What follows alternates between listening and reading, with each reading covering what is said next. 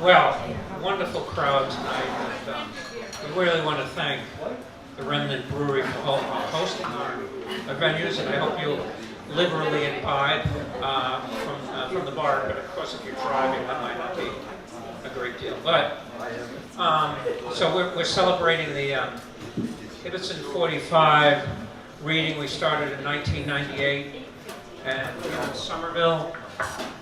The press was conceived in the Brewers Bagels in North Cambridge, which is no longer there, and then was on 33 Ibbetson Street, and then eventually moved to School Street for the last, since 2001. So we're very proud of the poets, and we're also proud that, that we're archived at Harvard and Buffalo and Brown University, and I actually have my own papers in a special collection at Buffalo, which includes a lot of Ibbetson poets and interviews that I've done over the years. We have a new managing editor for this issue, which I'll introduce you to later. She's not here yet, but we do have a new arts editor. Stand up, Jennifer Matthews.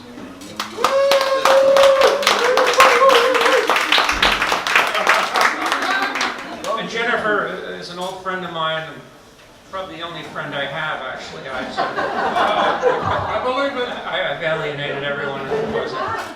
But, so she's done, over the years, she's contributed to the magazine, and now she, because of her discerning taste, and I no sarcasm intended, she was responsible for this issue, and she knows a slew of artists. She's an accomplished musician herself.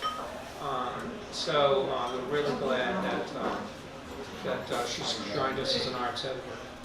I'm going to leave the. I'll introduce. Harris Gardner. I'll introduce. I'll have another one. I'll introduce Harris Gardner, who actually Harris and Lawrence and Steve Glines, but Harris was the one who actually he had a visiting poet series at Endicott College, and as a result, I met Dan Sklar, and then Dan became enamored with me. No. But Dan liked what he saw, and so he brought me on at Endicott. We have an office there at Ibbetson Street, and we're funded partially, and I've taught there for a decade now. And Harris brings in all these great poets, and he's tireless, and he's annoying, but I love that he's annoying. In the best sense of the word. He's on your back, but that's what I want. I want someone who's obsessive and compulsive. That's how Harris does that. And he has a true passion for everything, poetry and so on. If it wasn't for Harris, I don't know.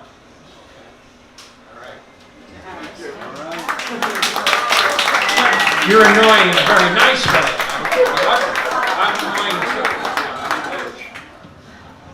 too. In my middle initial, my name is B, but it's hard to make me nobility. We'll add an N for Nuge.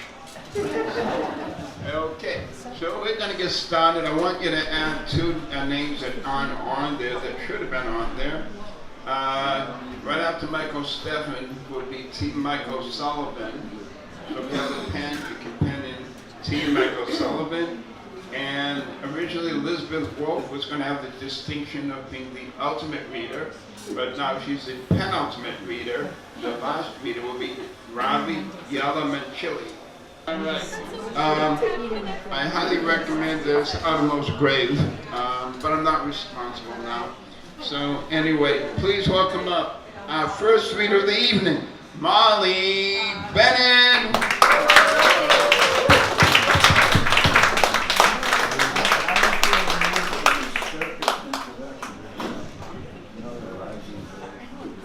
Thank you, Harris. Thank you, Doug. Thank you, all you folks. Everybody, it's wonderful to be here again. Can you hear me? Is this working right? Yes. Okay. See if I can hold this and actually see it. The Island Dreams. Before sunrise, Smoke drifts. A nuthatch walks upside down. A woodpecker taps. Trapped behind glass, a cat twitches. The bog is overgrown. Vines drape the trees. Fog white on the pond, where ducks doze in a drift of yellow leaves. No one wakes to break the stillness. Once entered, the endless loop circles days and nights. Somewhere there must be an exit. The road traces the hills, downriver to the harbor. If you meet the bearded man, speak softly. He's lost in time and wanders the cobbled streets, crying, "Fish, fish, fresh fish for sale. Come, buy my fish."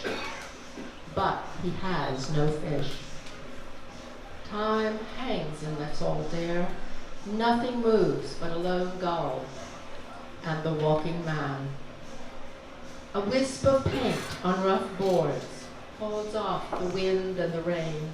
The fog rolls in, clings to the dog asleep, slips through cracks, brings change as order and chaos blur in the search for a clean pair of socks. They live far back from the cliff, where gulls hang and cry over rocks strewn ravines, where sheep graze in bracken. Once they parked the sunflower bus. Faded curtains blow in windows, deep in wild honeysuckle and bees. Like milkweed, their words, thoughts drift and glint. They live as they can, on an island in the sea, where birds and children ride the wind.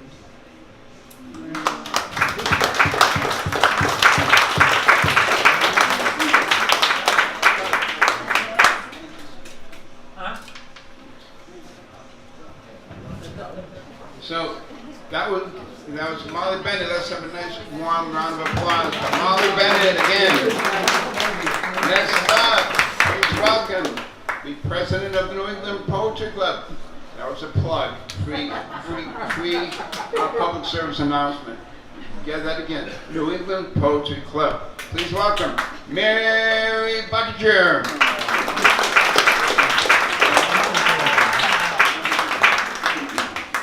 Thank you, Harris. Thank you, Doug.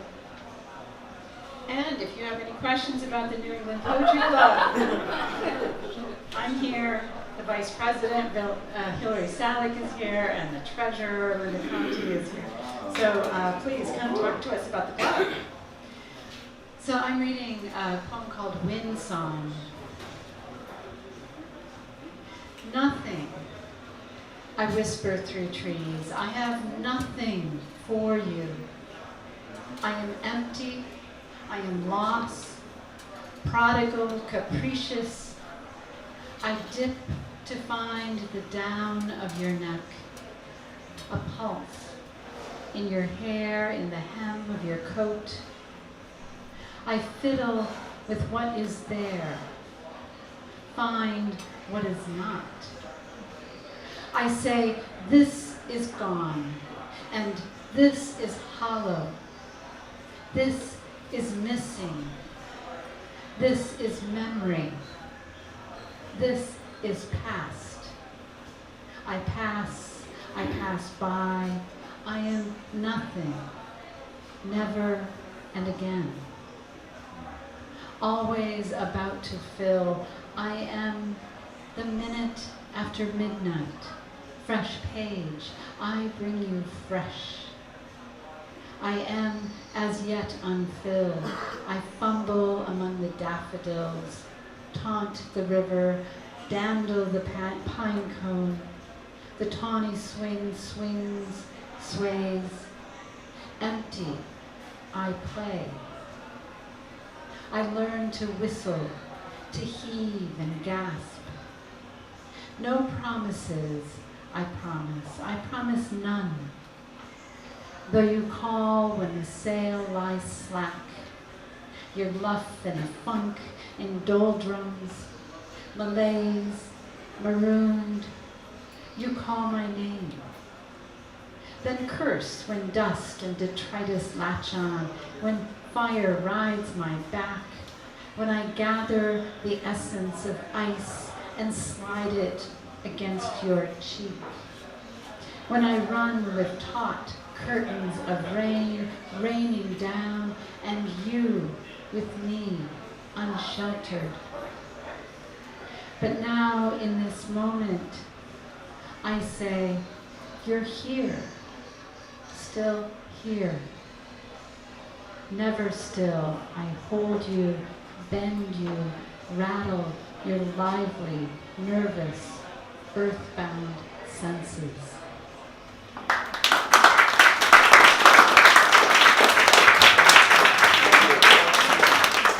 That was Mary Buckinger. Keep that applause going for another 30 seconds.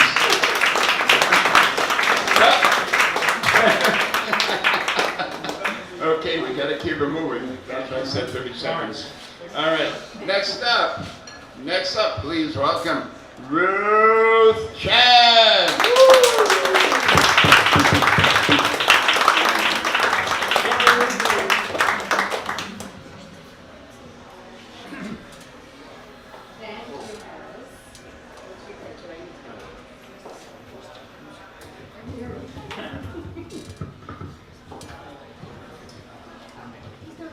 Thank you, Doug. Thank you, Doug. This is called For My Mother. I wish I could take you back to where the bearded irises grew in a rowdy yellow road, in green air, heady with dusty pollen. You would come with your scissors, snip the coral peony sticky with sweet syrup, black ants feasting on their coral petals, swarming the sand hills. They always seemed to know what to do. I wonder if you envied the ants as I did, their intuitive order, harmonious design. If I could, I would return you to where the raspberries grew wild along the wooden fence, give you back the flush of your cheeks in high summer, the round and rows of ripe pomegranates.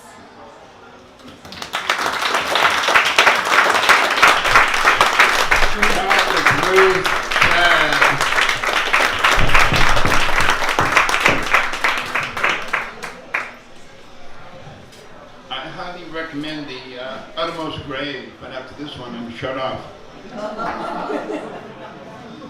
Next up, there's our next warm welcome for Linda Haviland Conti.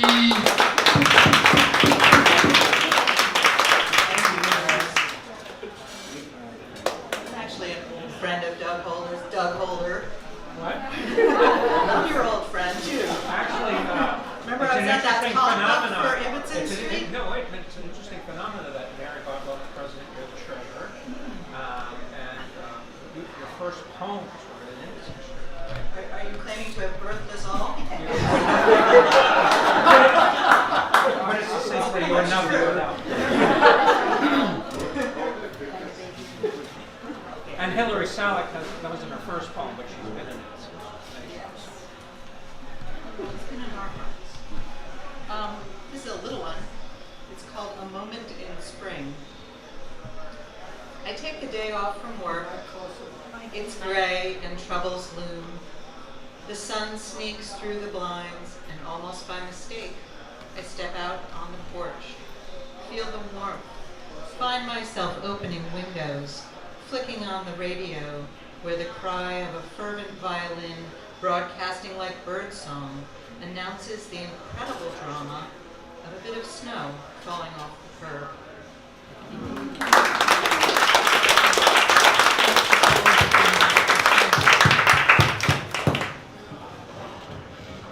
Thank you, Linda. And Linda, by the way, in case you didn't hear, Doug extolled her connection to New England Poetry Club. Linda is the treasurer of the New England Poetry Club. It's quite a coincidence we have at least 2 of the officers here tonight. Three, sorry. I think of you as a co-president, but you're the vice president, right? Okay, we have the 3 top officers of the New England Poetry Club here tonight. No coincidence, deliberate. Anyway, next up is going to be a poet extraordinaire and a critic extraordinaire, meaning a reviewer. And please welcome Dennis Daly, who has a new book out, by the way.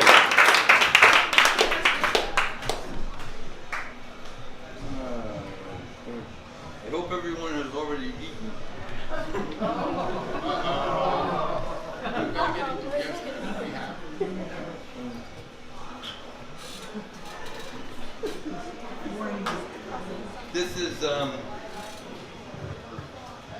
This is not my voice. This is the voice of Benvenuto Cellini, who lived in the 16th century, and he was a friend of Michelangelo. This is a Dennis, I sometimes wonder if journalists. This is called Near Death. I walked in Our Lady's dower procession, petitioning the Roman government to accept my sorrowful atonement and bestow on me a lawful pardon for homicide. That neatly accomplished, I fell violently ill. Fevers raging, the doctors despaired, every night seeing my further decline. For days I languished in bed as the learned physicians pored over my fowling pieces and my swords, calling them handsome, perhaps claiming theft. They all seemed to be engaged in some fraud. My death sure, they awaited their rewards. But my ghost I dragged back each time it left. 2. A hideous old man clawed me near him, prepared to fling me toward his listing boat. I grabbed my soaked blankets to keep afloat, to swoon no more into delirium. Every day brought new treatments to restore my devolved health, plasters, tinctures, lotions, and other remedial prescriptions. 20 leeches seemed a possible cure, each attached to my protruding buttocks. Friends crowded in to acknowledge or squirm at any miracle or prayer answered. Most left hurriedly with queasy stomachs when I vomited a mammoth worm, the source of my affliction discovered.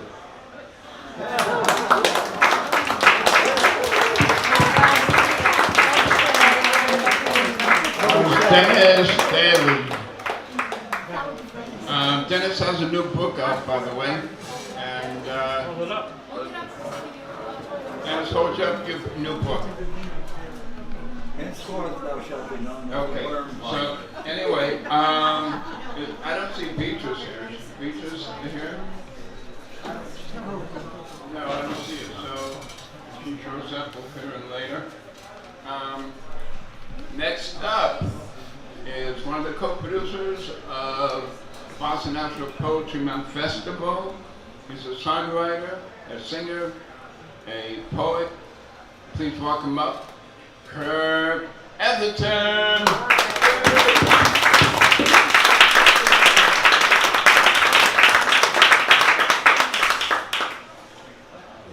Thank you very much, Harris. It's just me, one thing I love about Harris's distinctive way of introducing poets, it makes me think that I'm in a prize fight. And coming up next, weighing in at 157 pounds with 4 published collections and a number of poems soon to appear in national publications, please welcome, fill in the blank. So it's really great to be here, and thanks to this wonderful, wonderful establishment. I'd never been in here before, but I'll certainly be back. And thanks to Doug for starting this and doing so much else that everyone knows about, and so much that everyone doesn't necessarily know about, supporting poets and artists of all sorts. And I think of Doug and Harris as sort of being the two pillars that support poetry in Somerville, and I call it Greater Somerville, which includes Boston. But yeah, so let's have a big round of applause for both Doug and Harris.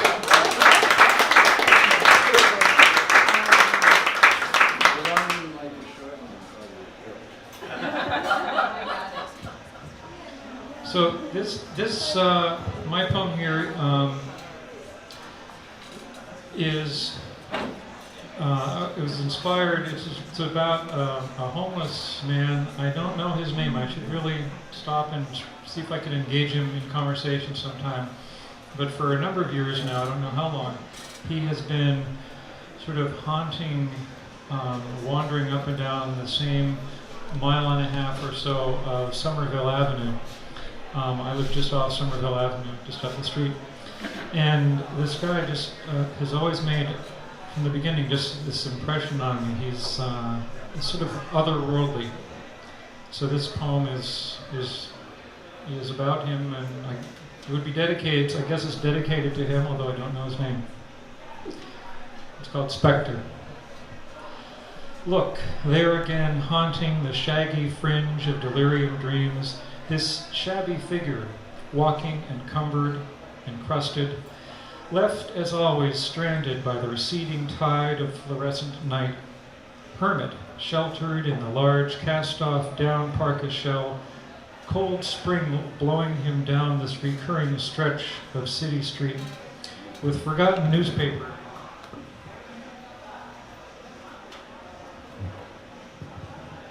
Forgotten newspaper headlines and stories folded within as insulation, becoming part of his personal history, integrating, disintegrating into this being of unknown resolve. Buffeted, baffling resilience on display, one-man parade largely invisible to most passers-by and through. His wheeled gray upright cart, too, holds up, holding string-tied findings and whatever remains of before him. Curling gray bristle whiskers and hair cling to an ageless ghost face, plastered like sea plants waiting for the pocked moon revolving to bring back a wash of breathable ocean and buffeted wind. With his sunken eyes looking like their round blackness belongs on hard shell stalks next to feelers waving in some green-hued plastic tank, you may imagine he is waiting for the final deluge or boiling apocalypse, or that he has, improbably, against all odds, lived through such things and has returned now, bearing his burden of witness beyond words and symbols, the only survivor. Thank you.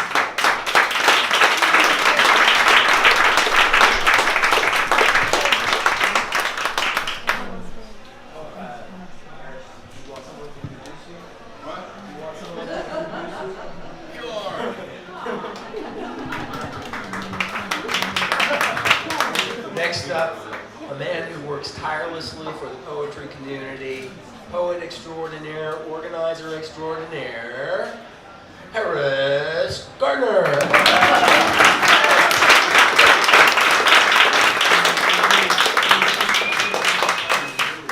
Let's give a hand to Mike Steffen. That was as close an impersonation as anybody's come.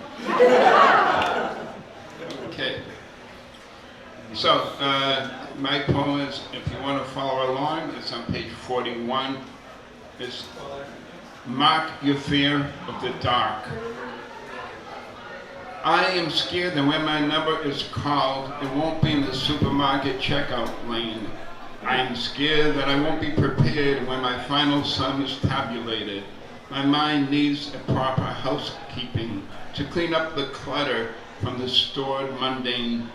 I am scared that my lack of mental acuity results from the countdown of my allotted hours. I'm scared to ponder the loss of powers of my body parts, particularly my heart and brain.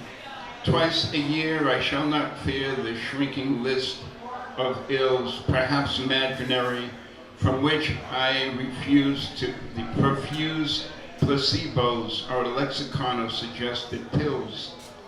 The semi-annual visits to a polished physician is my interim solution to personal confession.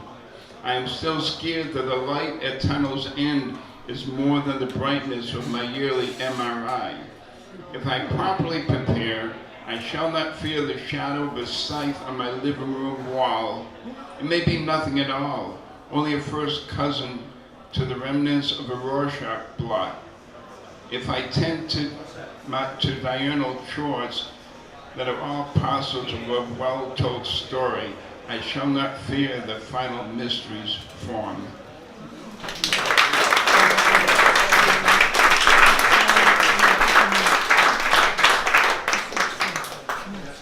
Now, please welcome up Nadia Gardner, no relation.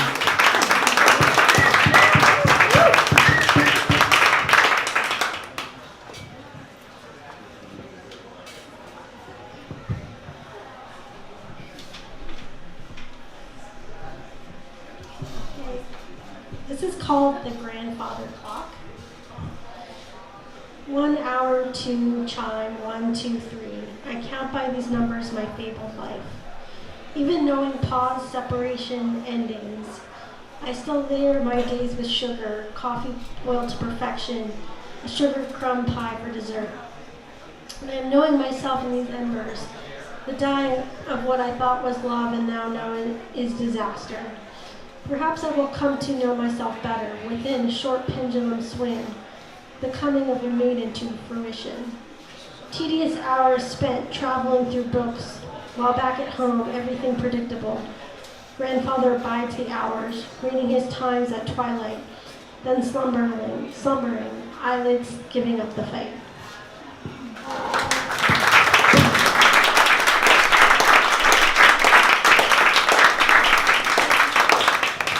I'd just like to introduce her. You'll just see the face. She doesn't want to talk, and I don't blame her in this crowd, but just come on up here. Julie is she was a student at Endicott College and a student at Dan Sklar's, and I've worked with her as well. And she's going to be our one of our new managing editors. Lawrence is the other one back there. Lawrence has sort of showed her the ropes, so she won't hang herself.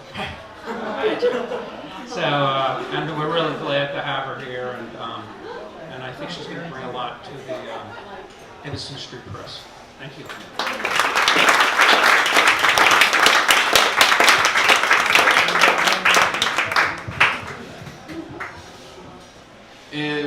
Do you want Henry in the house? Oh, good, wait. All right, here we go, folks. Next poet up is the poetry editor of Plowshares, right? No, founding editor. What? Founding editor. Next. What? No, you're not next. I'm not? No. Oh! Wait a minute. Forgive me. You were. Okay. So anyway, he's a founding editor, sorry, of Plowshares. He is erudite. He has a keen intellect, a perceptive eye, and a very tone-alert ear to the word, both on the paper and the spoken word, right? So please welcome, with a really well-rounded, warm applause, DeWitt Henry!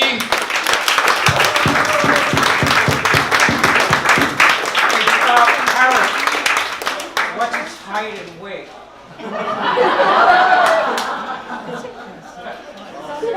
5'9", but my height. And I'm guessing 175. Oh, bring me in that. Well, it's great to be here. It's great to be in this company, both in words and in person. So I enjoy playing with words as a kind of what I hear as music. Anyway, this one's called On Candidates. Truth tellers whose candor means whiteness or brilliance, whose candid statements are honest or frank. From the Latin candere, to shine or glow, and candid us. White. Smile, you're on candid camera. Unposed, unguarded. Roman senators wore white, like brides in purity, or ghosts in winding sheets. For every Coriolanus, a Brutus, Antony, or Caesar, honorable men. He words me, girls, degraded symbols for their times and ours. Hillary, even, in her power suit, whose worldliness I voted for. Performers and mass mediums, slogan slingers applauding for themselves and us. Mr. and Mrs. Deeds go to Washington, where sincerity is a social vice. Promise maker, obfuscator, even candles give light. She doth teach the torches to burn bright. Can't hold a candle to her. All the darkness in the world cannot extinguish the light of a single candle, according to St. Francis, and Frank agreed.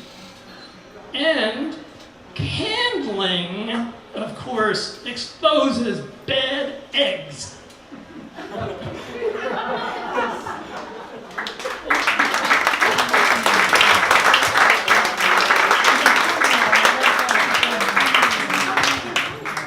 So anyway, Plowshares is one of the right among the top 5, if not the #1 literary journal in the nation. So they're very selective, but if you get accepted, that's a huge feather in your literary war bonnet.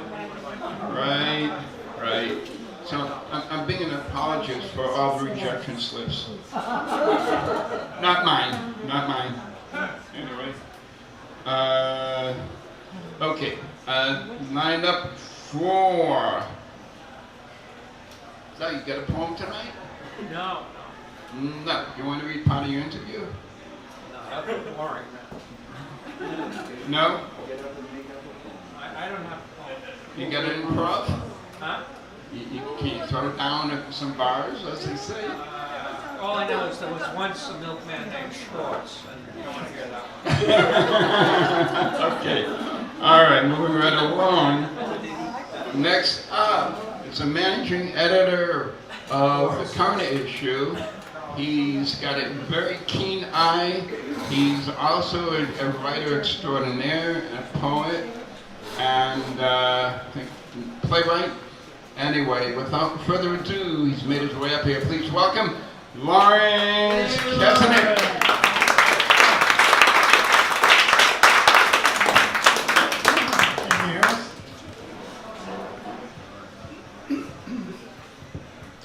So this is a true story, but I will say that the poet who's discussed in here is not in this room, so don't look around suspiciously. It's called Temptation. He was, after all, the poet who had declined to blurb my book, implying it wasn't up to his standards. And now, here I was with 5 of his poems to consider for the magazine. Poems I'd solicited myself and was now in a position to decline all of them, saying they were not up to my standards. Unfortunately, they were more or less up to my standards, or at least one of them was, although perhaps my standards are not quite up to his. But I like my own poems too, so maybe it all comes down to the old saw, there's no accounting for tastes. But I know how revenge tastes, sweet, with just a touch of bitterness, like a good cup of Irish tea. And I was tempted to taste it that day. But the better angels of my nature prevailed, and I published his poem. And my consolation prize is that this poet, if nothing else, thinks I'm a fantastic editor.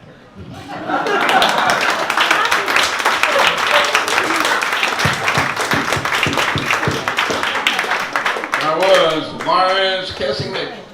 Is Jacqueline Malone here? No? Oh, I kind of expect her. All right, moving right along. All right, next up is the poet in residence of the Bagel Vase, with, I believe, 4 collections to his credit, multiple publication credits. He has a resume that always has to be reduced for my benefit when he's in the Ibbetson Street, because it's very vast and diverse. He's also a songster, a songwriter, a poet, an Irish squeeze box player, and an educator. And So may I please, add, he actually, being a seasoned educator, he gave me some advice. He told me about one of his strategies to get attention at Northeastern when he was teaching there was to throw a table across the room. I thought it was a chair, but it's the same thing. I did that one time. So, welcome, please, with a nice warm round of applause, Thomas O'Leary.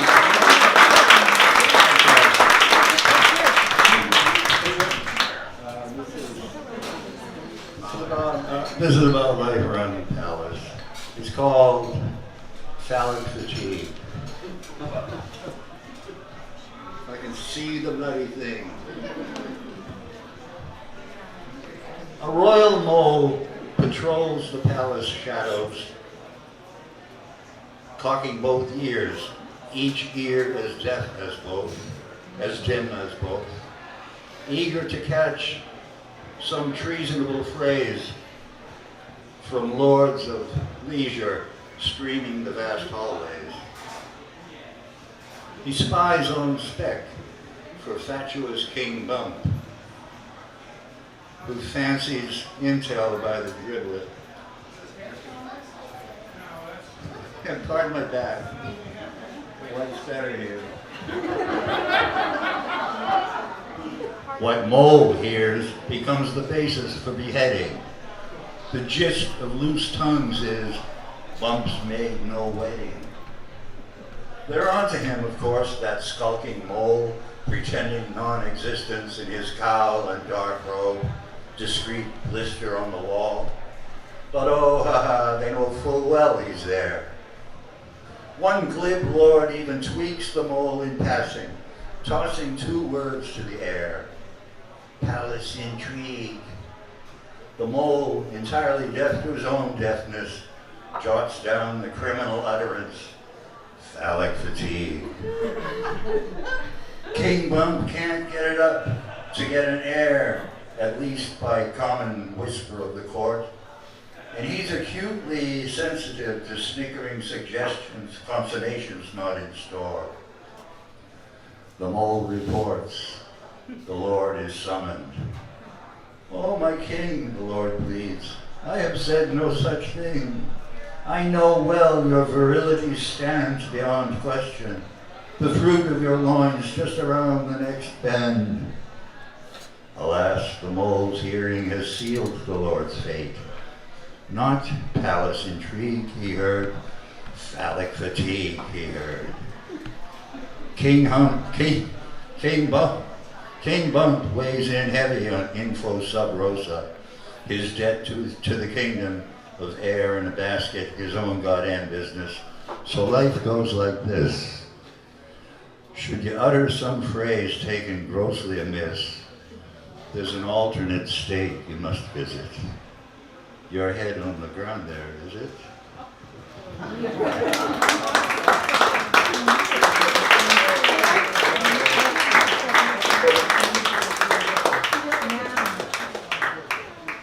I know, Thomas, is that King Bump a coincidence? Is something that rhymes with bump? Not at all. All right, next up.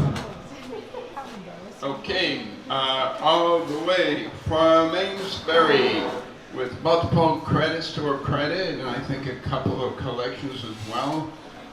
Zara, rumor has it you've been to the Hudson Review, is that correct? Yes. Wow, she made it to Hudson Review. Anyway, she's up here now. So let's have a nice warm welcome for Zara Brown. But not in my shows.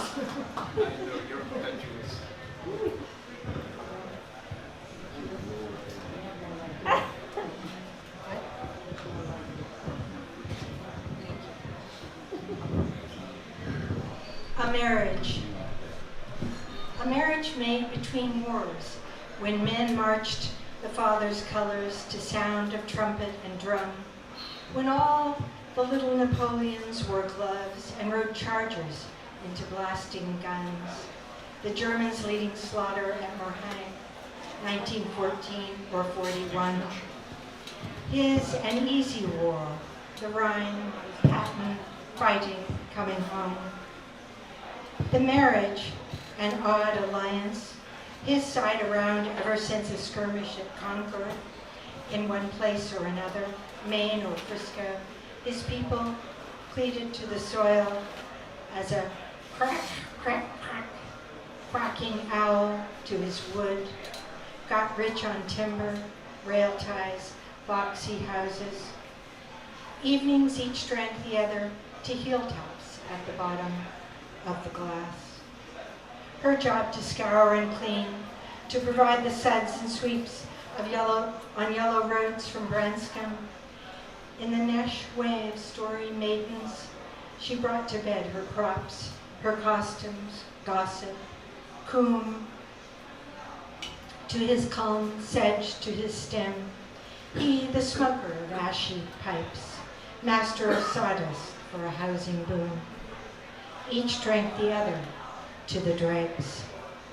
They left with barely a trace, a scrap, a shadow, some rags turned to dead house ash, sacked on woodhouse pegs.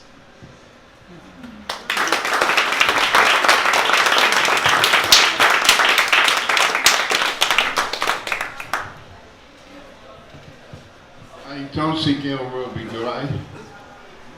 No Gail Roby. All right, next.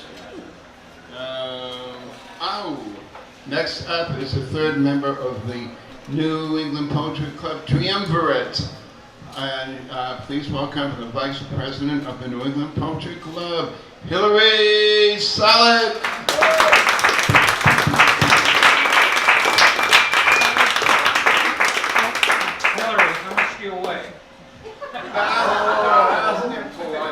A little more as time goes on. All right, now I've got to find the light. Over here, you think? It's a little bit more. I think that's not work. I've read it before.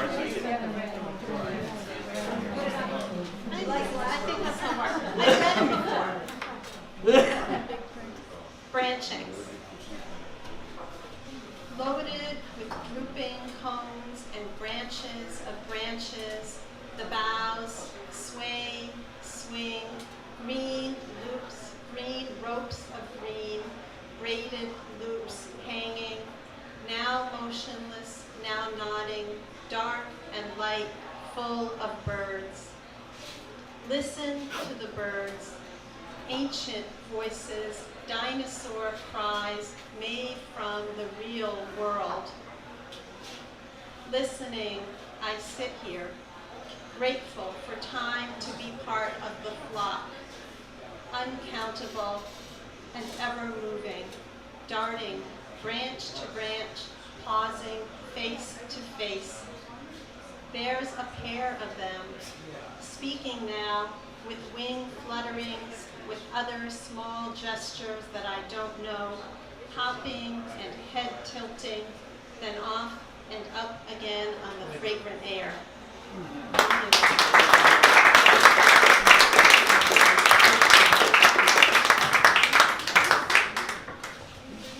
That was Hillary Salick. Next up, all the way from, I believe, Natick beyond, who has an alternate lifestyle and a very wise one on a very lovely drifting ocean in a houseboat. Anyway, she's a filmmaker, a videographer, a poet, a scientist, a doctor, a PhD that is, and just an amazing all-around person. Please welcome Carla Schwartz.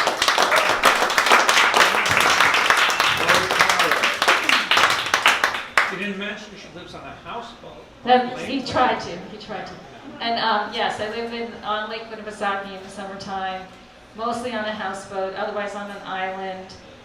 very nice. I just came down from there. And I'm also one of the 3 features for tomorrow night at the First and Last Word series here in Somerville with Mike Steffen. And that's going to be at the Arts at the Armory Cafe at 7 p.m., right? Oh, okay. Well, I wasn't sure. I didn't hear it. Anyway, so, and my poem is on page 18 if you'd like to follow along.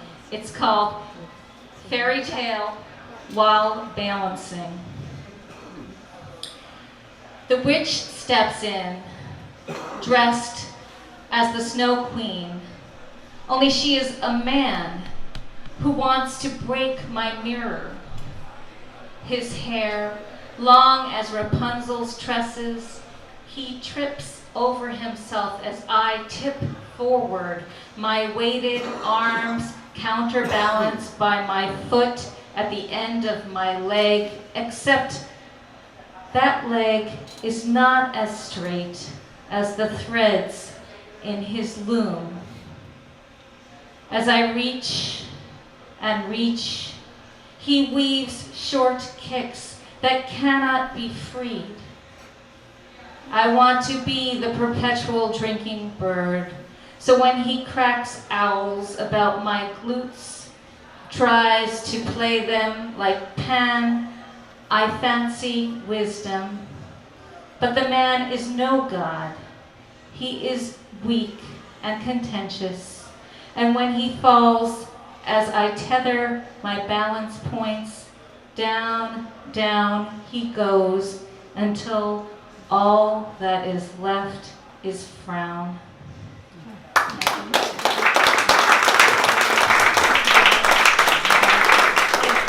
To his credit, multiple literary journal publication credits, prize-winning poet.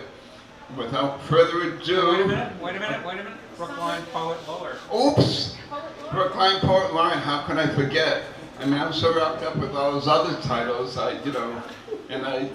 if I don't finish now, I might be leaving something out. So please forgive any other omissions. He can add them if he wants to.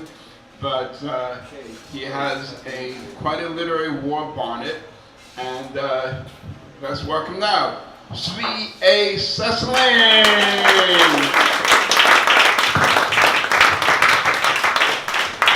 Thank you, Harris and Doug, for all you do for poetry, both of you, and to the Holy Trio from the New England Poetry Club.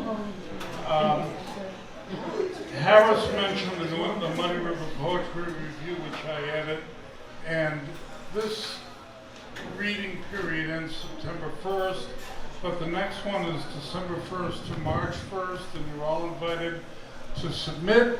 No promises. I have my business card if you want some of them. So tonight, I think it's on page 39, it's called Shoah Dead Speak. And Shoah is the Hebrew word for Holocaust. The candle flickers remorse, shadows cross, pictures of the past. The people are lost, memories now, the dead have no voice. They cannot argue with the living. Those alive have inner conflict. The pictures speak to them. The one with scorn like nobility, the one with a smile like a mother, the one with no emotion, a life wasted, the one who can't face the camera as he couldn't face life, the one who cracks like failings in business, the couple who never touch. The dead still send messages. Their voice is silent like stored sheets, but they still have their say. Thank you. Keep it going again. A little more, keep it going for Svi Cecilin. T.A. Cecilin. Is Ruth here? Ruth Smolin? Oh, there you are. Sorry. Okay, next up, please welcome another literati, another poet, Ruth, and a longtime attendee of Bagel Bites, Ruth Smullen.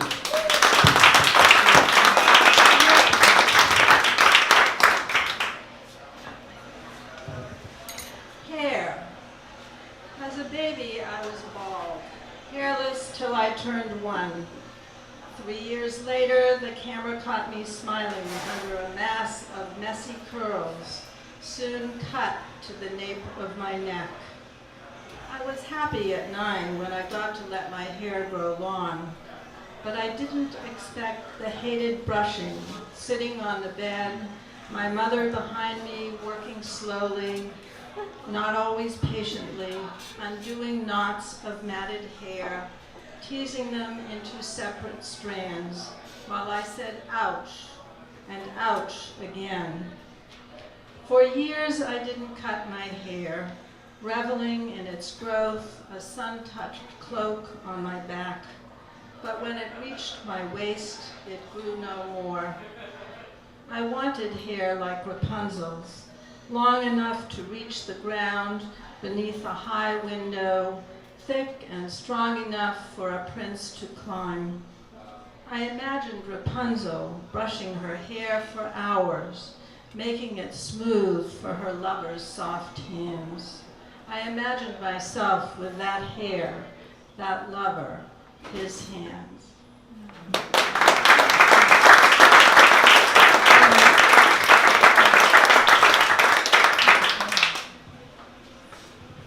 Next up, yeah.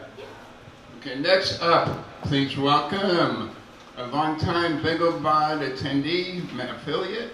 Please welcome Rosie Rosenzweig.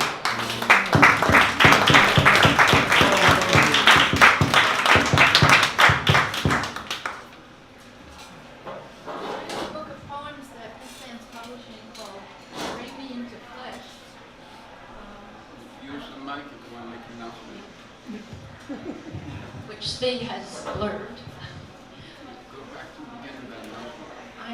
I have a book of poems coming out that young man is publishing called Bring Me Into Flesh, and Svi has blurbed it.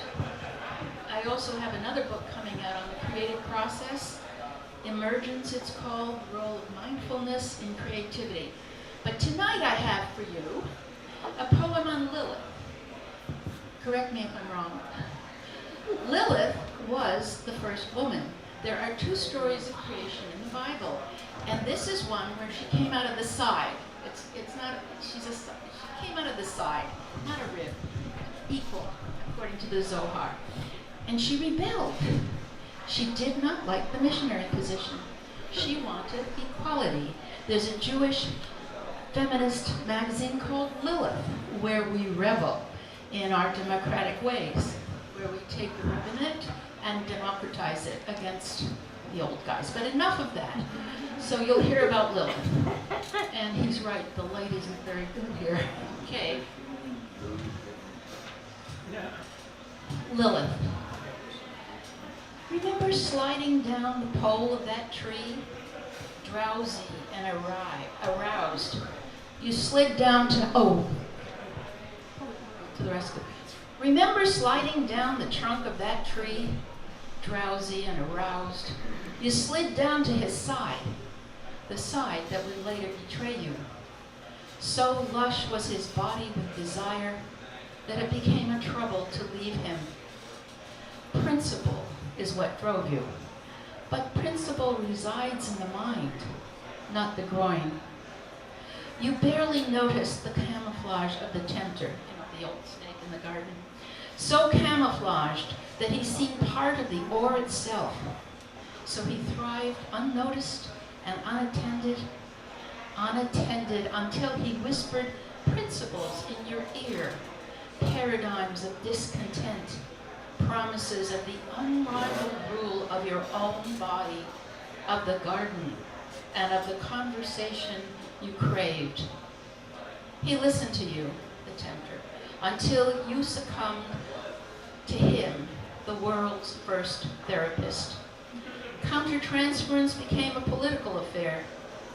You can deny that you were tempted, but you were. As the first woman, you knew for what you were created, and now, no longer chattel, what respect you deserved. Now pay the price for principle. A loneliness for real body warmth, not the sharp fire of birthing devils, genie after genie, who promise empty lives for a price. You miss the simplicity of one, not the tear and demand of these fathering throngs. You feel that absence as you fly from the kingdom of certainty to the democracy of doubt that worries your sleep. You didn't expect to welcome this pain and the knowledge that you were born to birth more.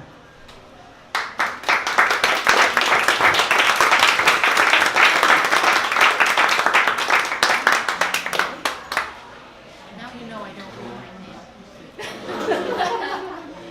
name. Next up is an affiliate of Merrimack Mike up in the North Shore. They meet sometimes the third, sometimes the second Sunday of the month. And she's a prolific poet, and she's all the way here from Newburyport. Please welcome Priscilla Turner Spada.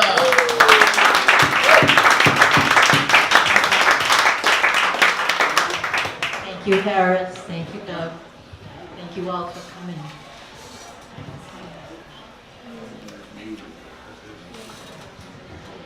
This poem is a sonnet about my mother and father. Vintage mom's dress. All the bundles months before were brought into a thrift shop, placed on racks for sale. Your printed dress, seen in a photo, caught by a summer breeze, with you languid and pale. You look out with shaded eyes at me, many years removed from that young day. Dad was there, with a camera, carefree. These are views before he went away, never to return from war. I think you boxed that dress up, fresh as new, to hold on to that moment. Keep a link to those old times when you were not so blue. Today, I went to visit that same store. Your dress was hanging there with 20 more. Thank you. Okay, we have special members of the audience here tonight. They are non-readers, but some have come all the way from Spain to hear us. And there are others here who have come not quite as far a distance. So if you're a guest of one of the readers tonight, please stand up to be recognized. Come on, stand up, stand up, stand up, stand up, stand up. There we go. All right. It's nice to have a lot of poets to read to, but it's also nice to have an added audience. These ladies are from Spain? Husband and wife are from Spain. Yeah, I think they came from with Bob. Valencia. Bob, yeah, they came with Bob Whalen. Okay, so next up is yes. One of Tuesdays, up tomorrow night's one of the features, the First and Last Word Poetry Series at Arts in the Armory, down the street toward Davis Square, not quite that far though, the Arts of the Armory. Please welcome up. I could say other things about him, but he can introduce himself better than I can, especially I've had 3 drinks. So anyway, please welcome Mike Stephan.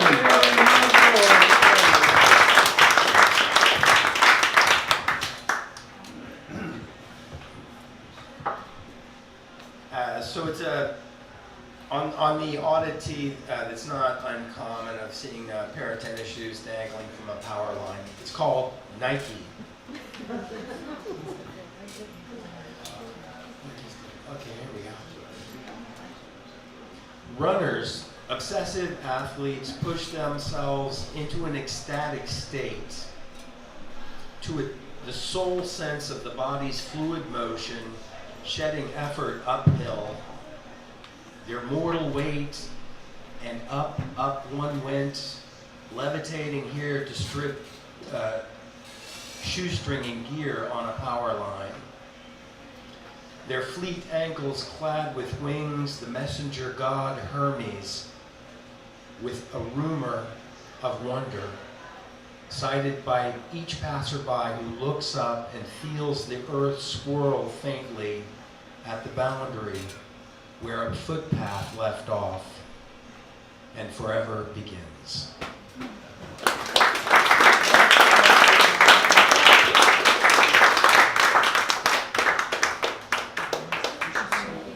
Okay, a little intro for this next person. He's a regular attendee at the Bagel Box. He's the former director of the Joiners Center, and he's a prolific writer. And the other thing I should tell you about it, sometimes you can even catch him doing literary raps. Please welcome T. Michael Sullivan.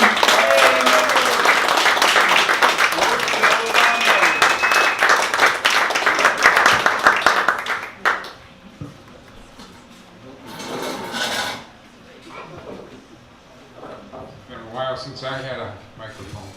I used to spend the entire month of June speaking into one at UMass Boston. But anyhow, I'd like to break from the tradition here of thanking Doug and Harris. And I'd like to thank the New England Poetry Club for putting this on and having the wisdom to have Doug and Harris do all the heavy lifting. So congratulations, ladies. Brilliant. Mary, did you put this on? How much do they pay you for that? I think it's Michael. Got a reduction in the membership fee. May I say, though, I am a It's member. already cheap enough. May I say that I am a member of the New England Poetry Club, and I advise everyone to join it. I've been to a number of their readings at the Longfellow House this summer. It was wonderful, and it's only $25. A year. It's a great thing. A year. I think they should have a barbecue and feed us all. Yeah. Then it's a lot easier to get money out of poets when you Sorry, Mary. Don't want to put that on your shoulder. This poem is called Summer Song. It sort of came to me last winter, and I submitted it to Harris, who refused to publish it. And then he relented. He said he wanted it for the summer issue. Thank you, Harris. Summer Song. From Let There Be to the ubiquity of is, before the waning and passing of, give gratitude for the blessing of life. And the weighty time before and the seeping of pre-dawn's pastels over the spread of sea, give thanks for the expectation of life. Sing the glory of sun glint on summer waves, the long massage of light down their backs. Dew-dazed lawns at dawn and sun-bruised clouds crowding the dusking sky. After the exhaustion of summer, exult at the promise of pine cones, their hard buds hiding in quiet branches, dangling over water. Praise the interstitial spaces of dappled light between leaves on limbs. Praise summer's lost sun, rising in angled streaks over September's surging sea. And praise the wind-riffled wavelets gently rocking kayaks, nestling and nosing up to docks. After a summer storm rumbles through, furrowing the skies forward and blotting out the light, sing a joyful tune for the arc in the late afternoon sky, in multiple hues harmonious beneath the truncated bow, like a melody echoing flute. And give gratitude, the measure of its magnitude, when the full moon brims the horizon and water whispers a lullaby of light, on each wave, sighing on a sleeping shore. Thank you.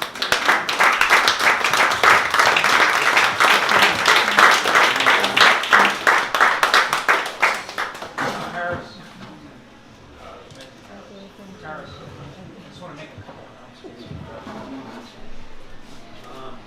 Yes, Doug, with another plug.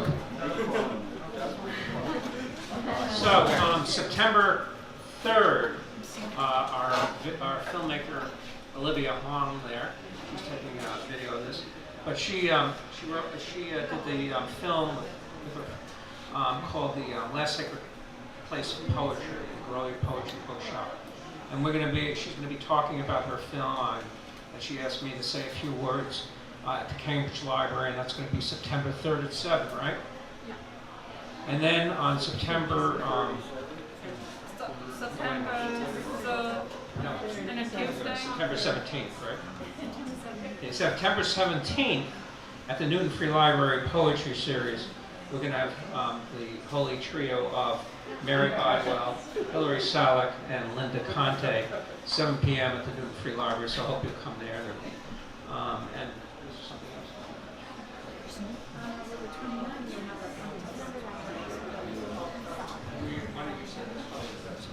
So September 29th, if you all have your calendars out right now, you're thinking about your September 29th will be the contest, the New England Poetry Club contest winners reading. And it will be at the main Cambridge Public Library at 2 p.m. And it'll be in the auditorium. We'll have a small reception following. It's co-hosted by the Cambridge Public Library. And so you're all welcome. It'll be exciting. We had some really amazing winners and judges. They're not announced yet. We're waiting on one judge. So I'm sorry I can't tell you who's all there. But so we're pending one more, and then we can spread the news about who's all going to be there. So please come if you can.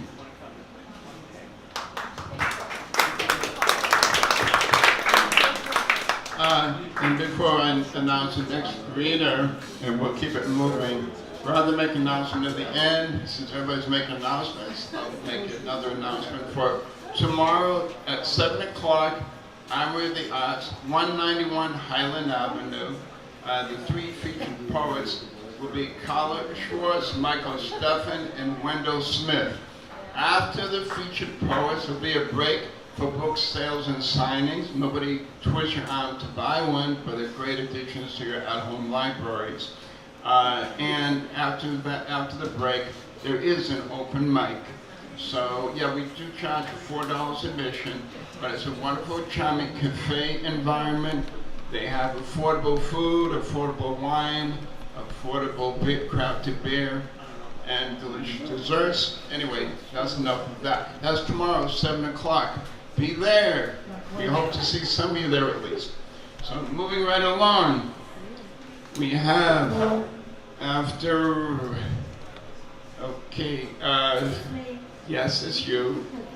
All right, next up from Newburyport again, please welcome a very professional, prolific writer and professional person, Sandra Thaxter. And for those who might know, I am distantly, by about 6 generations, related to Celia Thaxter, who wrote poetry in the Isle of Shoals, but happy to bear her name. This poem, I'm very glad that Harris chose to publish it because it was in honor of a woman who deserves a lot more than this poem. Her name's Sylvia McLaughlin. She was one of 3 women who in the 60s founded Save the Bay San Francisco. And these women were stood up to the industrialists who wanted to fill the bay and put factories there. And all of their husbands were industrialists and teachers or professors or provosts at Berkeley, which was a very kind of industrialist minded educational institute at the time. And there actually is, she lived in the Berkeley Hills, and she was a very short woman with a big nose, and she always wore red. So there's a house finch in this poem, and it's called Hawthorne Rookery. She lived on a place called Hawthorne Drive.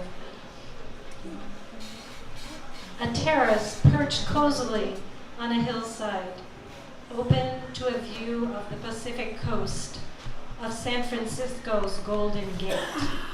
Here, hawthorn trees are thick and thorny, aflicker with orange, brown, and red, birds trilling in the changing light. In early mornings or in sunset's warmth, here lives a rose-breasted housefinch, poised, beak up, watching the view, her head cocked to look and listen. Her song is long and deep. She listens to the drumming of the earth, her inheritance, her land's heartbeat. From her stocky stance, curved beak ready, she stretches a ruffled neck to watch the horizon, to tune to the wind, to the insects, the humming. Her days begin in the soft breezes, to the tapping in the redwoods. Up here, the sun comes early. Fog lies below, spreading its cool breath across the marshes and tide pools. In the rookery, the sun greets the roses and orange trumpet vines, blooming with vigor. The air is filled with butterfly wings, hummingbirds, and eager bees, blown from the hills of live oaks. Here, 8 giant redwoods rise to the sky. They are the first to know of the weather, to feel the wind and storms, to receive the sunrise, waking the bay. Here, the busy red-breasted finch is ready, turns her head, shakes off the dank oakland. She hears the arrival of honking geese, watches the bay turn pink, silver, then magenta. She turns a fierce gaze at the baritone honks of ships, the expanding rumble of urban life, the smoking stacks of factories billowing black.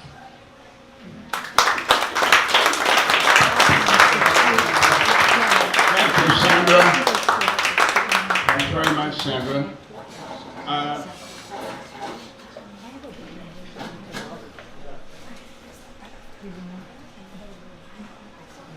The next poet up has, I lost count, I think he's got 4 or 5 published collections. Did I get it right, or was it 6? 5, okay. 5 collections. He's a professor at the BU School of Medicine, and he is a very prolific poet. Please welcome Keith Trondheim.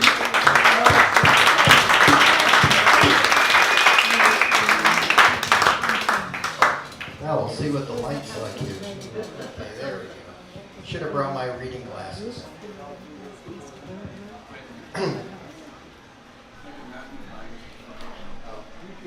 So, oh, there, that does it. So this is from a set of poems regarding the 10 plagues in Egypt and the Exodus in the Bible, and referring in particular to the last plague that was the death of the firstborn, and that was throughout Egypt, from the highest to the lowest. So also in Hebrew, Abba means father and Ima means mother. Friends, on the second day of our journey out of Egypt, I went to my father and asked, Abba, remember when the Pharaoh's officers said no more straw would be brought for you to make bricks? And so Ima and I went out to gather straw wherever we could, left over in the fields. I saw another boy my age playing in a field, and Ima let me go and play with him. The boy said his name was Naguib, and he lived in the neighboring Egyptian village. Each day when we went out to gather straw, Ima would let me play with Naguib for a while before calling me to our task. When Naguib found out about the task, he offered to help, and we gathered straw together and bundled it and gave it to Ima. But yesterday, before we left our home on this journey, when Ima and I went out as usual to gather straw, we heard wailing from the neighboring village, and Naguib's mother came alone to the field, weeping, and said that Naguib had died in the night, though he had seemed happy and healthy the day before, and his younger siblings all seemed fine. Only Naguib, her firstborn, was taken, she sobbed. I know life was hard for us in Goshen, and perhaps we needed to leave. But Abba, do you know why my friend had to die? I don't really know, my son. I don't really know.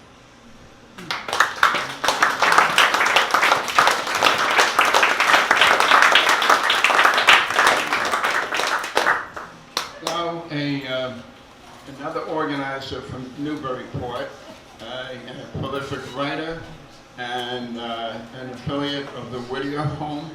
Please welcome Tony Treadway.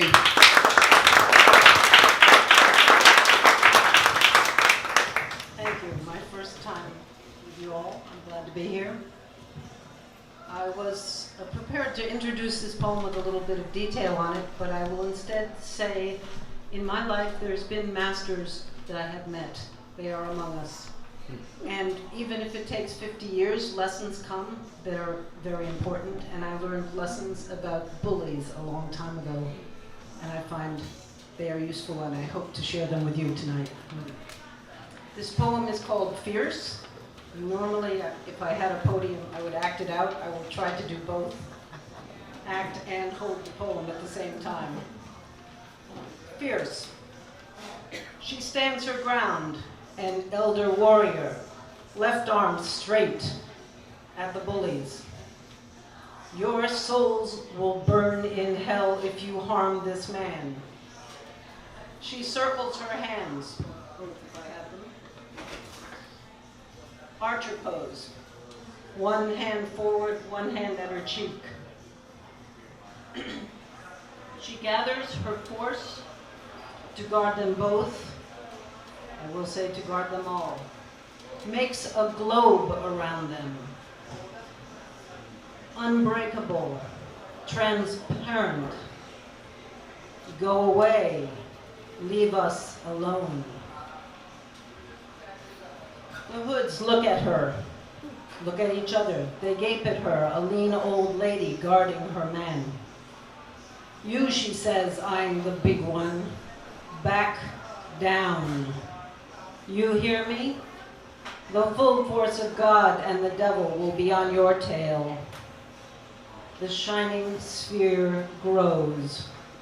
Hell-braised winds sweep up, swirling the boys out of the way.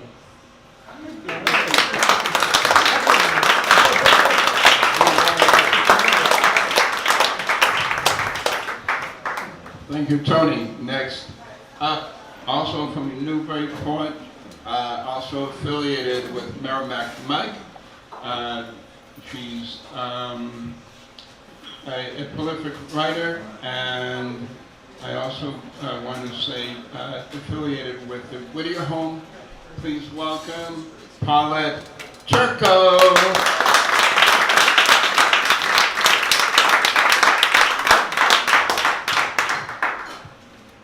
Thank you, Harris. Thank you, Doug. Thank you, everyone. And my son for coming tonight with his friends.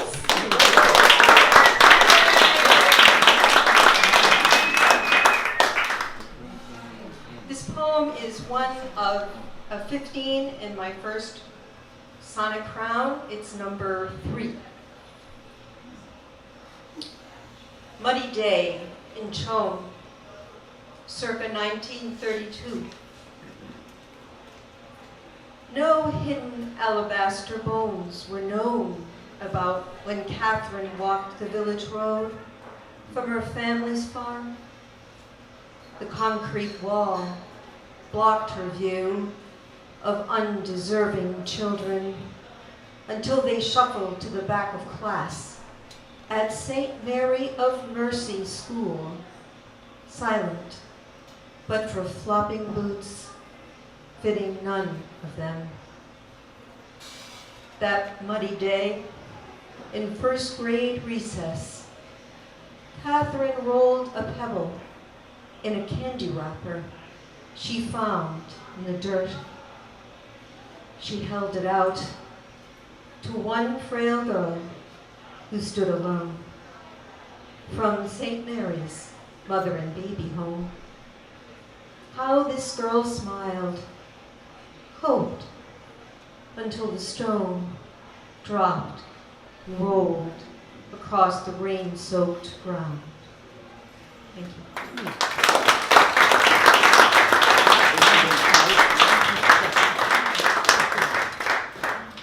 Next up, another poet and wit and affiliate of Merrimack Mike, who's come all the way from Lowell? Rockport, even further, kind of. Anyway, please welcome up Bob Whalen. I feel like I should say, let's rumble! I'm honored to be in the company of such great people, both in person and in print, and thank you all. This poem is with apologies to Robert Frost. You may recognize where it's from. At this point in time, it's good to remember his definition of a liberal. And a liberal is someone who's so open-minded they won't even take their own side in an argument. This is called Waking by Words on a Snowy Evening. Whose words these are, I think I know. His name is in my contacts, though. He will not see me waking here to watch his words displaying glow. My little phone must think it queer to call without a voice to hear, because the words make devices quake, their insistence in the evening clear. It rings its bells and starts to shake. I wonder if there's some mistake. The annoying sound disrupts my sleep with noises its vibrations make. The words are shallow, hardly deep, tell of appointments I must keep. And now awakened, I can't sleep. And now awakened, I can't sleep.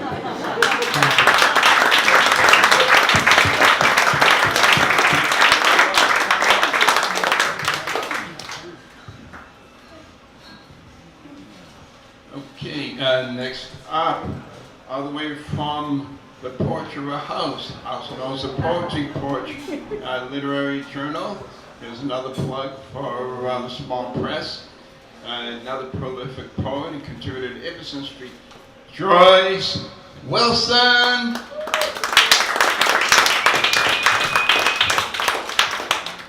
This poem is based on a structure by Emily Dickinson.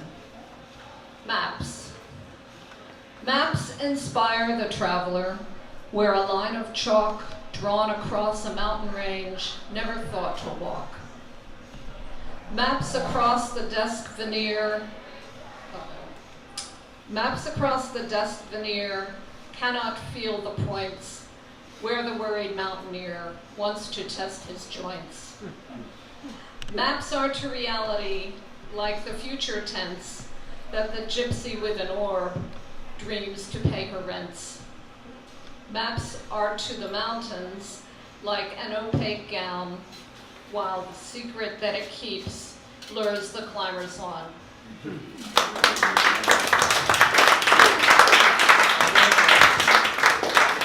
And next up is another longtime affiliate of Merrimack, Mike, and the Merrimack Library. She's the recent winner of the Rattle Chapbook Prize, which is a lot of money as the prize and a lot of distribution. So she's again a poet and a poet who tells a lot of stories that you would swear they're true. Please welcome Elizabeth Wolf.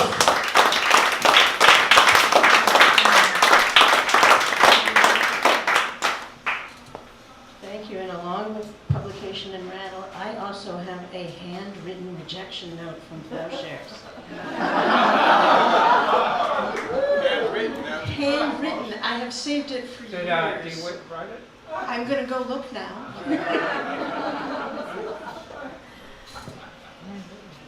I'm sorry this poem is still topical, and I'm sorry to be reading it as the school year is beginning. This is December 14, every year we remember.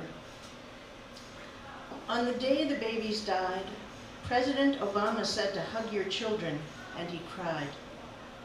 On the day the babies died, my baby was in middle school, working as an intern at the after-school program for grades K through 6. When she arrived at work, teachers were crying. They had 20 minutes to get ready. That afternoon, the school was in lockdown, adult supervisors at the outside doors, college staff in the hallways, interns in a ring around the little kids, all gathered together inside a cleared-out cafeteria. My 13-year-old's body, the last barrier between these babies and a bullet.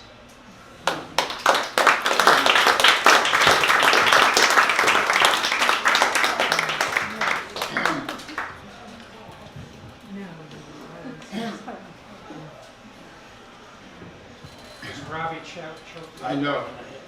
Okay.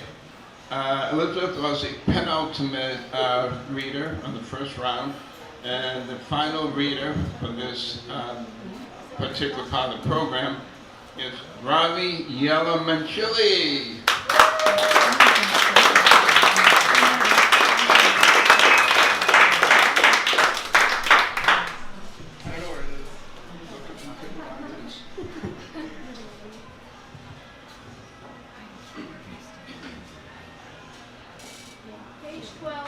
Got it. Walking backward along the path of the promenade. But truly, if I were not Alexander, I would be Diogenes, Alexander the Great. Part 1. Some cocoons are spun from silk, others formed from clay and mucus.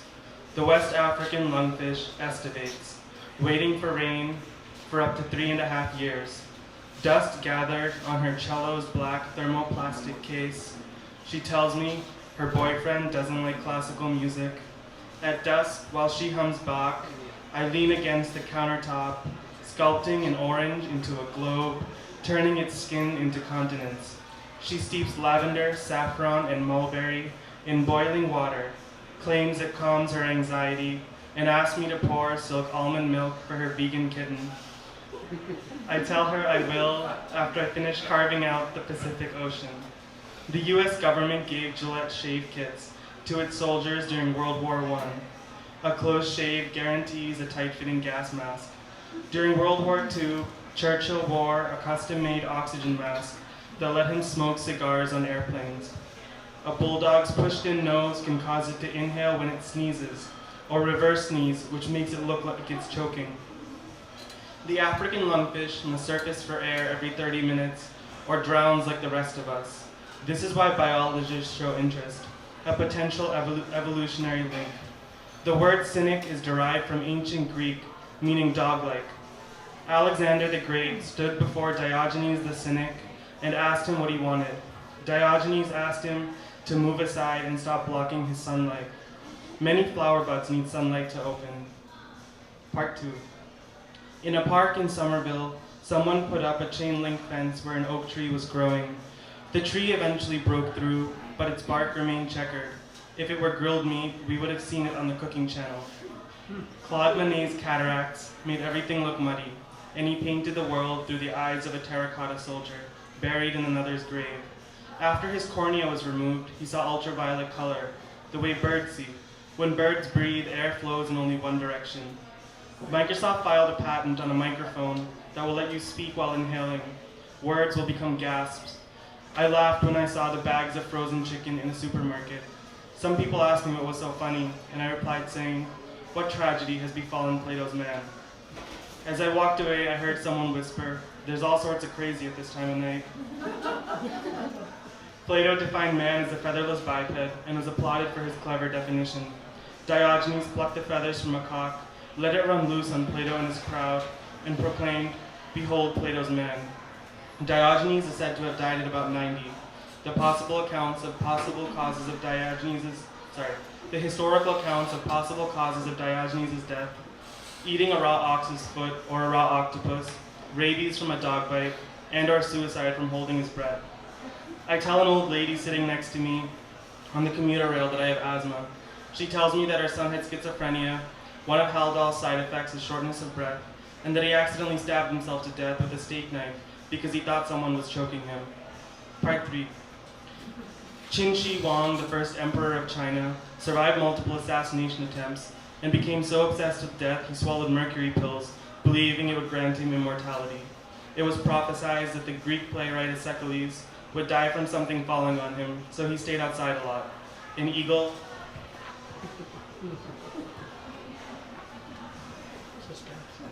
mistook his bald head for a rock, dropped a turtle on it, and killed him. Han Dynasty Taoist monks tried to find the elixir of life, but accidentally invented gunpowder instead. And goldfish can grow to about a foot long and live for decades, but die in a couple years because people put them in tiny bowls. Their organs keep growing while their bodies are forced to remain the same size. When I was 7, whenever we drove in the rain, I used to pretend that the raindrops running on the car window were migrating wildebeest. I told myself that the ones that did not follow the others must be running from something. You say you do not have a goldfish, but I assure you you do. We all have goldfish that we have left in bowls.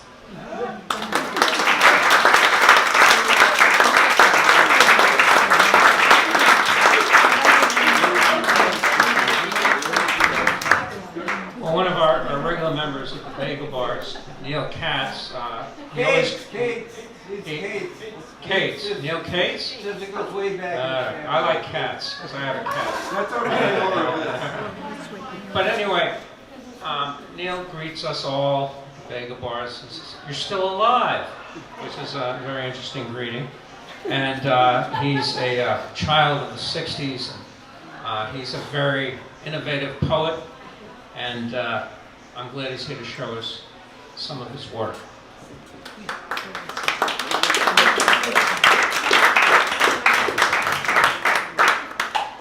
Namaste. I'll start with an invocation. Alexa, hook me up. It's 1491.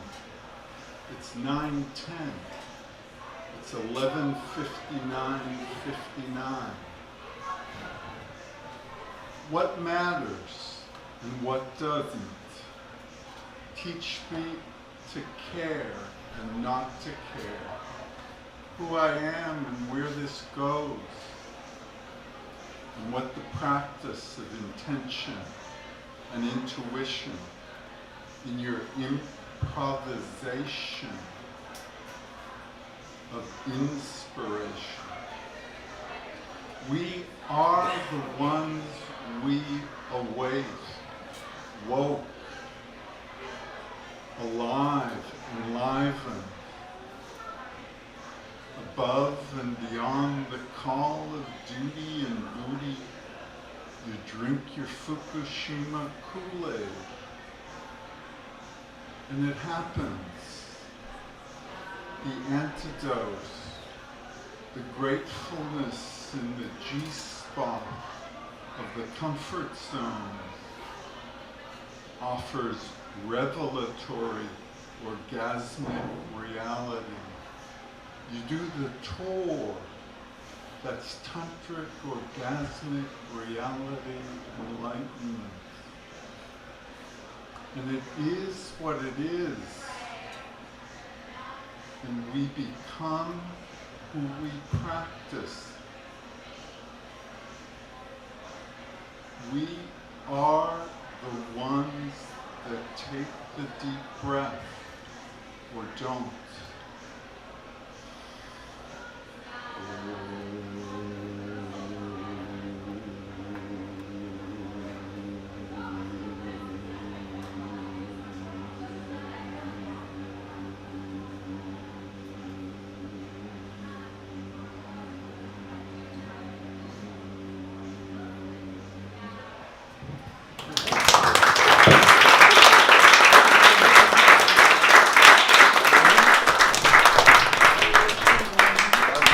Thank you, Neil.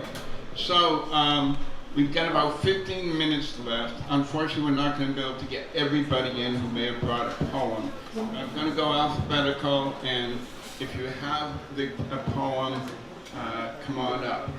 So make sure that this round the poems are as short as you can make them. So please welcome up Molly Bennett.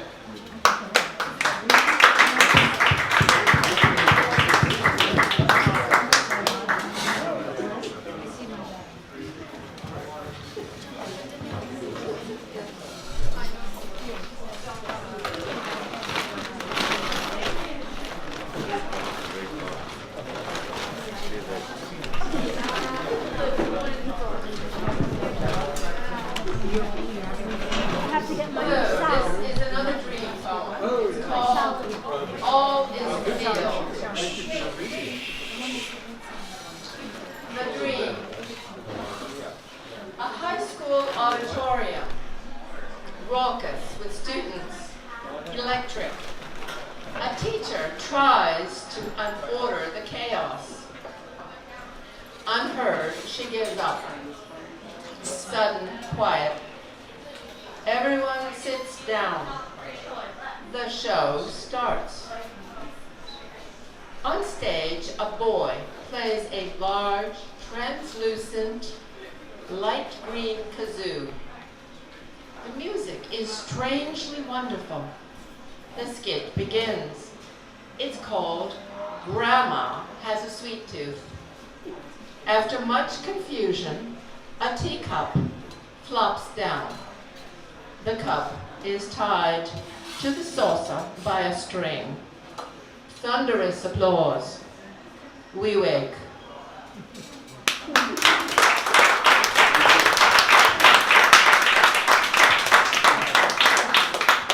Thank you, Molly. Next up is Ruth Chad. Do you have one? I do have All right. I'll read it then.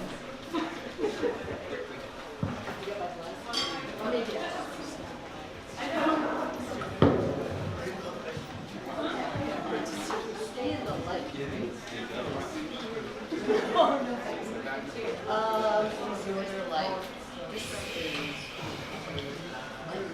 Okay. Okay, this is called, can't see very well, The Sheepdog. I have been watching the house across the street for some time. The wooden shingles, well, I can't see. Should I just, no, make it up. Make it up? I'll let somebody else I'll get my glasses. No, I'll get mine, but that's all right. All right. While Ruth is getting her glasses, next up is Linda Hadland Conte.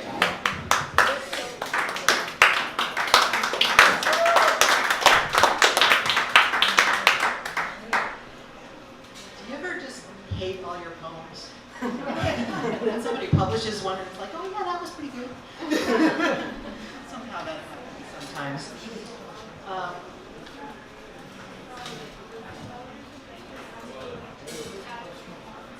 So this one is about a place I just came back from, a very favorite family cottage in the Thousand Islands, and it's called The Moth.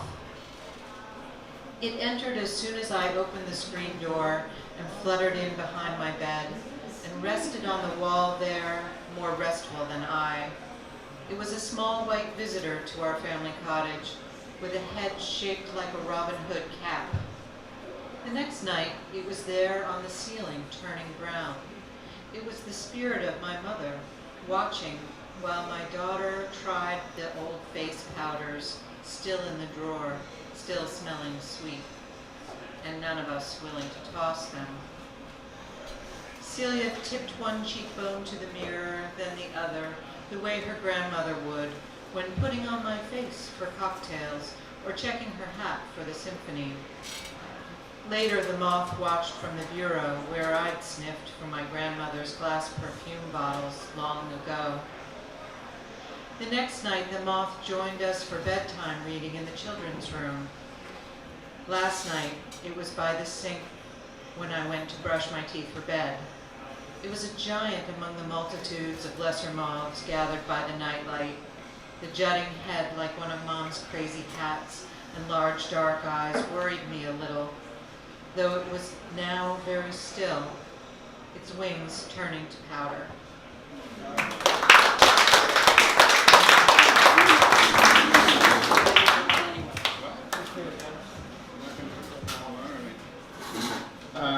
Let's see now. Dennis, where are you? Dennis Lee? Nope, I'm here, but I don't have any read. Okay. She's not here. Kurt, do you bring another poem? Yeah. All right.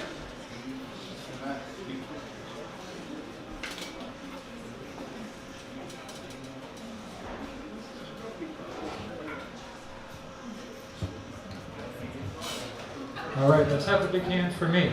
I'm a little punchy. This is a very short poem. It's called, see if I can remember.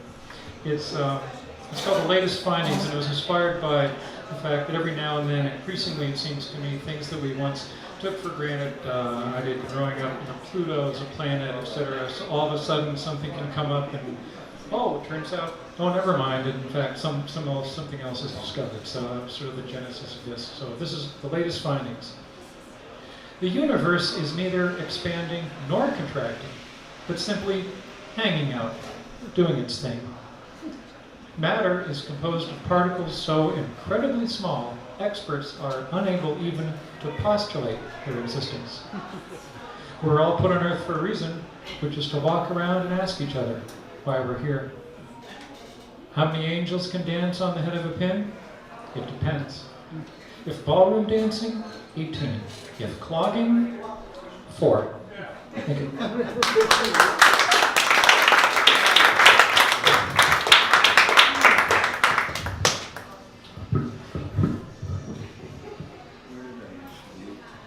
So I'm not going to waste time on introducing the next person.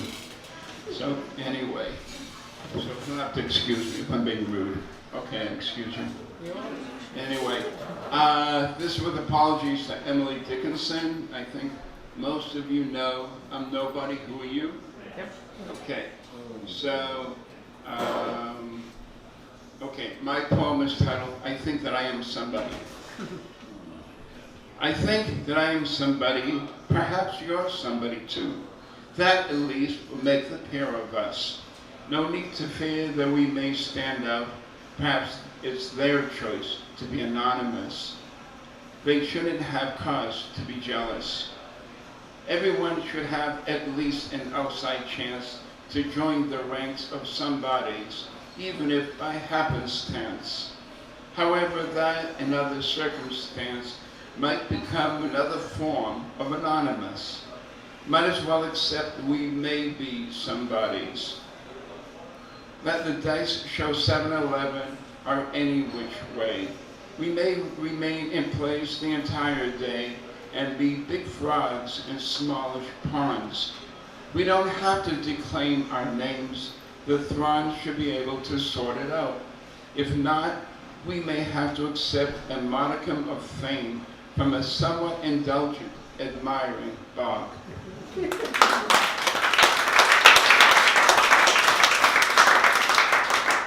Next up, please welcome back DeWitt Henry.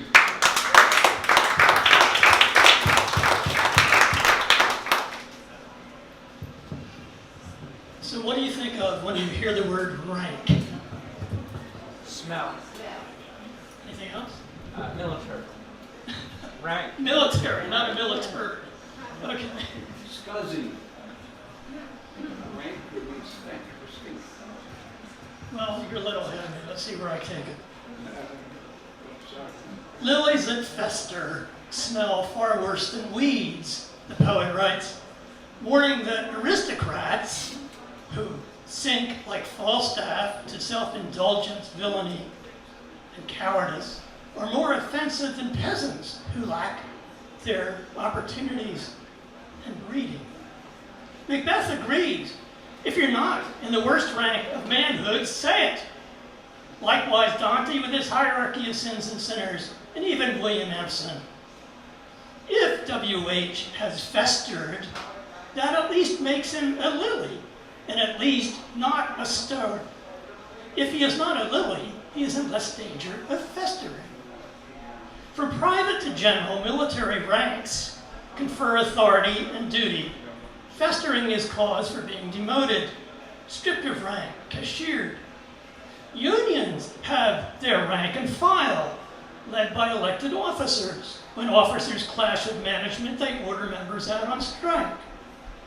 To rankle is to upset in anger. A rank amateur is one with less skill and experience than pros. The ablest weaver, tinker, carpenter, or tailor is clueless about performing plays. Dyers' sons are upstart crows. Rank suggests, along with relative standing, that breakers of rank stink in their attempts, while smell is the mute sense. According to Diane Ackerman, English seems weaker than others for ranking rankness. According to popular science, an indigenous Malaysian language describes smells as precisely as English describes colors. Smells may reek, be pungent, stale, sour, rancid, putrid, fulsome, rotten, sulfurous, noxious, disgusting, nauseating, suffocating, unbearable, P.U. We cover mouths and noses at the stench, gag like garbage men or like cops examining a corpse. Funeral flowers, especially lilies, cover the corruption. And then there's the Teton Arum, aka corpse flower, that rarely blooms and briefly, smelling like rotten meat to attract the flies that pollinate it.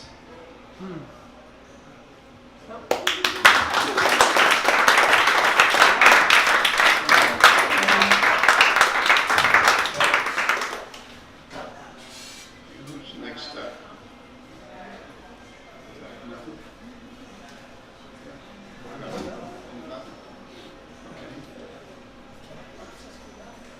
Where's Lawrence? Is she still here? Got another one? No. Okay. Jackie Malone's not here. Thomas O'Leary, are you still here? You have a poem for us? I'm here. Where's Steve? I want his flashlight. He's gone. Okay. He left. Maybe you should read from there. Oh, I'll read from here. I'm running out of time. I'll read from here. Use your outside voice. I don't need the mic. Come on, let's go. Huh? Look, he's going to read from there. What are you saying? Oh, you're going to read right there? Yeah. All right. All right. This is a poem searching for the meaning of itself or something. It's called Incel. Ever to strive after meaning may not be the highest of low-rent pursuits, but when a bold new word comes at last to the house of your consciousness, how can you help but exclaim, Incel? What is this incel? So you go to Google, your guide through confusions which naturally occur with increasing frequency, and discover there are shades of innuendo impounding the very basic word itself, incel. innocently standing for involuntary celibate. Now, alas, you are prodded in your ignorance to wonder what in the hell is an involuntary celibate. It is hard to envision the chains they must endure, these celibate seekers of non-celibacy, or what plan of action might expedite their implicitly longed-for thrust into the realm of yet untested virgins. I might well be entirely wrong about all of this, but if I am, I can only blame the word itself for misleading me to think it means what I guess I think it means, though I can't quite nail the meaning of the meaning.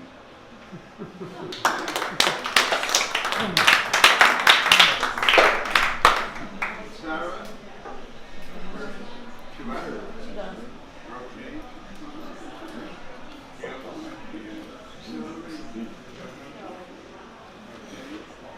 College Schwartz.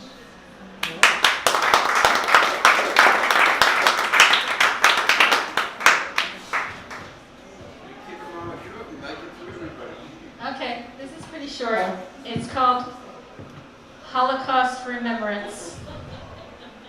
As I flipped through the Facebook page for my class, someone mentioned Remembrance Day, the Holocaust. I can't help wonder why none of us, so many children of survivors, spoke of this back then. My mother, who wanted to know in detail for each friend I spent time with, last names, parents, income, employment, what time I'd be home. My mother, who made the last boat to Cuba. My mother, who shared the secret language with Grandma. My mother, who never wanted me to know what she, as a young girl, had seen. How could I ever understand? Here on Facebook, I learned we were many friends, each with our family secret, each with a parent unsettled by a knock on the door, friends we swam with, so many children of survivors, keeping only to the surface.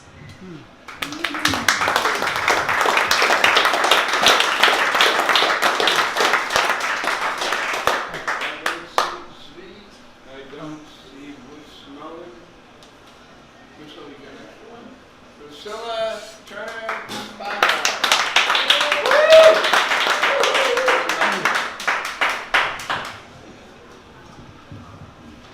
Okay, this is a little longer than I planned, but it should move right along. Ironically, you'll know why I say that.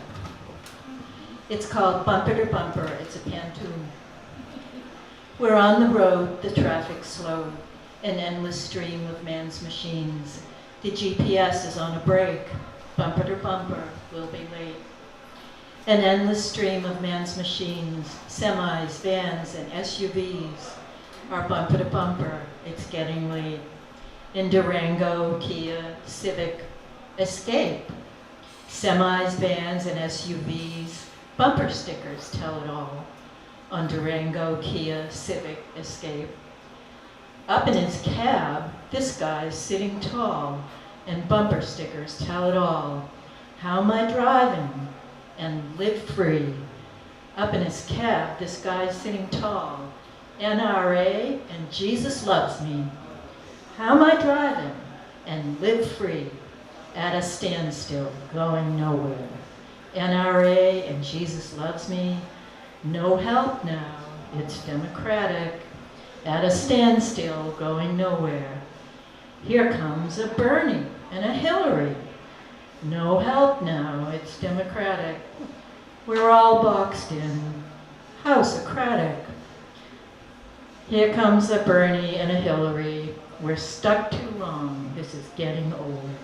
We're all boxed in, House-ocratic. To top it off, our pizza's cold. We're stuck too long, this is getting old. The GPS is on a break. To top it off, our pizza's cold. We're on the road, the whole world's slow.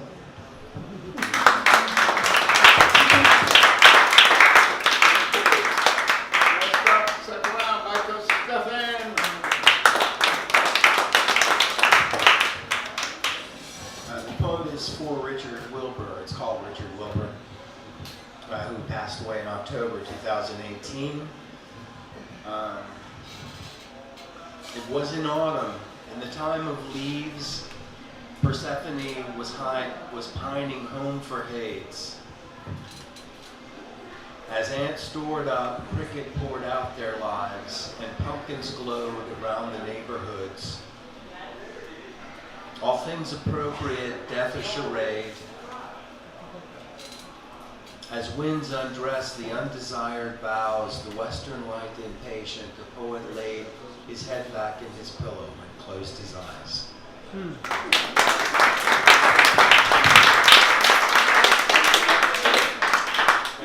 Next up, Rosie Rosen's wife. Oh, I just powered down. I thought I wasn't on. This will be the last one for the evening. Rosie powered down. She powered down. If you need time to power up, we'll get one ahead of you and then get you. Get one ahead of me. I thought you were Okay. Is Sarah Thaxter still here? No. Okay, It's 9 o'clock. It's 9 o'clock. Keith Sondheim and then Rosie Rosen's wife. That'll be it. Sorry if we left out anybody. Well, now we have President's Day, but it used to be there was, Lincoln's birthday too, and that was my mother's birthday, so it was easy for me to remember. So this was to Lincoln's birthday mate plus spouse for my mother on her birthday, February 12th, 1972. So it's been a while.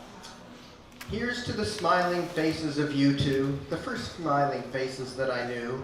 For the doctor was professionally tired, and the nurse, well, she was, say, like the takeout pizza boy, not so fired up after the 10th delivery of the day. But you were more enthusiastic, it, rather I, being your first and your own bit of squawk, and therefore to be held, yes, lovingly, as a thing curiously pretty, and prodded, thank goodness, with smiles, toward a distant maturity.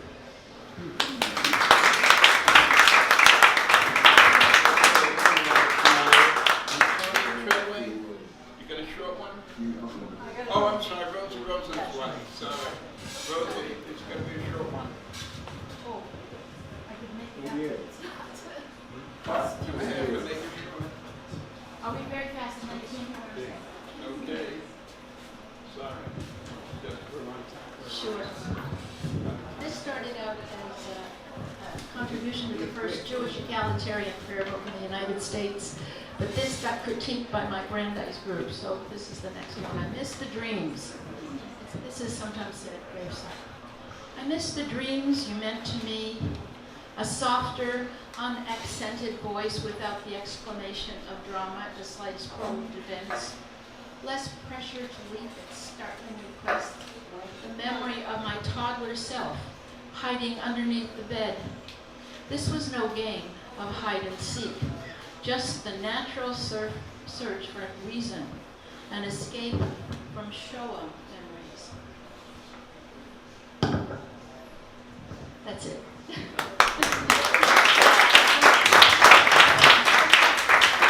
Tony Treadway. Instead of short, I'd like to cede my time to the next person and make a quick announcement for you all.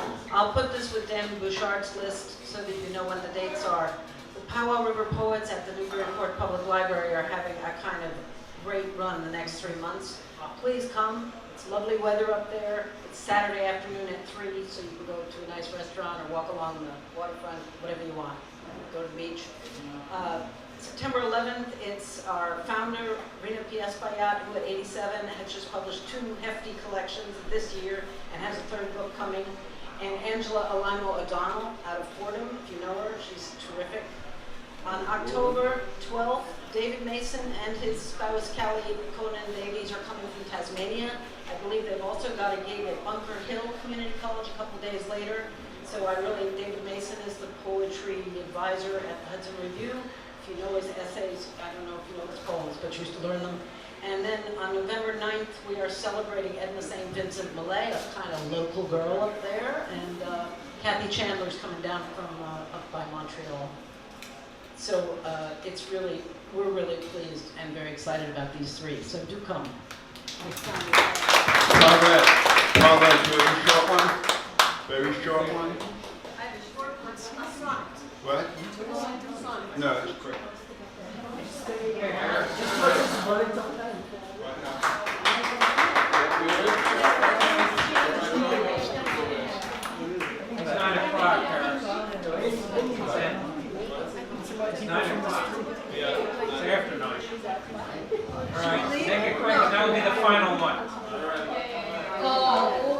It's going to be hard for you to listen because you're already packing up, but it's the next in my series, Dead Ends. When you don't find your answer, you ask why. She asked the neighbors. They refused to talk.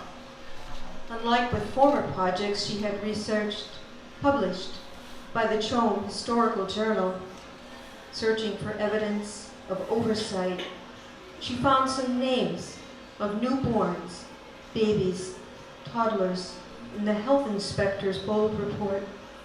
Malnourished, cold, their arms and legs so bowed, diapered, crying in the spotless rooms.